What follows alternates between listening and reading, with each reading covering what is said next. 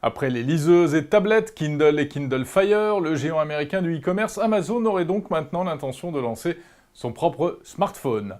Alors pas n'importe quel smartphone, un smartphone 3D, c'est ce que croit savoir en tout cas le site spécialisé TechCrunch. L'écran en lui-même ne serait pas 3D, mais le smartphone serait équipé de 4 caméras, une à chaque coin, pour suivre les mouvements de l'œil et de la tête et faire bouger l'écran afin de donner une impression de 3D, ce qui faciliterait, paraît-il, la lecture. Alors pourquoi un smartphone? Le cœur de métier d'Amazon n'est pas de fabriquer des produits high-tech. S'il se lance dans ce genre d'entreprise, c'est très certainement dans un but précis, favoriser la vente de ses marchandises, qu'elles soient réelles ou virtuelles. Les liseuses et tablettes Kindle sont faites pour inciter à l'achat de livres, de chansons et de films sur Amazon. Et apparemment, le smartphone suivrait la même logique, car il permettrait d'effectuer facilement des achats en ligne. Comment? Eh bien grâce à un procédé plutôt astucieux. Il s'agirait d'une fonction de reconnaissance d'image connectée au site web.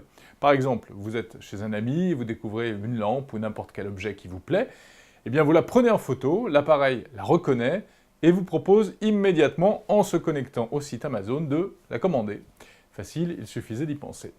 En tout cas, pas de quoi tétaniser un geek, mais peut-être de quoi ravir malgré tout les cyberacheteurs compulsifs. Alors ce n'est pas tout. Selon le Wall Street Journal, Amazon aurait aussi l'intention de s'attaquer à la télé, en proposant un décodeur qui permettrait de télécharger des contenus en streaming.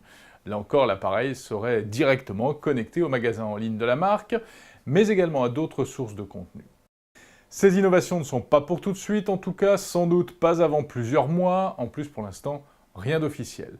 Quoi qu'il en soit, on le voit, Amazon continue de tisser sa toile. La France a beau tenter de freiner les ardeurs du cybermarchand en votant une loi contre la gratuité des frais de port pour protéger les libraires. On ne voit pas bien ce qui pourrait arrêter le rouleau compresseur Amazon, avec sa volonté affichée de devenir le leader mondial de la cyberconsommation, et qui demeure par ailleurs le site marchand préféré des internautes de part et d'autre de l'Atlantique.